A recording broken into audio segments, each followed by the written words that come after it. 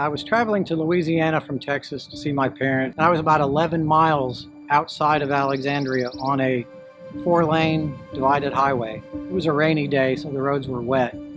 And as I approached an intersection, I noticed a truck coming into the intersection on my right, and it didn't look like he was slowing down for the stop sign, but as I got a little closer, I determined that he definitely was not going to be able to stop. So I moved into the left lane to give him room if he was going to pull out in the right lane. And when he did pull out, he pulled all the way over to the left lane. And at that time I was there, so I couldn't avoid, the collision. I ended up colliding with him right behind the driver's door. And when I did that, I was driving a Jeep Wrangler, and that Wrangler slid to the side and then started rolling. And I rolled about 2.5 times before coming to a rest, upside down.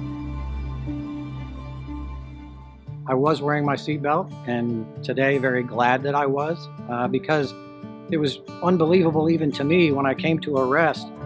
I kind of looked at myself and I felt, and I didn't see any blood, I didn't feel any pain. So I unbuckled my seatbelt and kind of fell onto the roof, and happened to be, I was right by the driver door, and so I reached up and opened it, and it was able to open enough to climb out. Didn't have a scratch on me, and I was shocked as I walked around my Jeep looking at the damage, and I didn't have any pain at the time or any scratches or anything. So I felt very glad at that moment that I had my seatbelt on.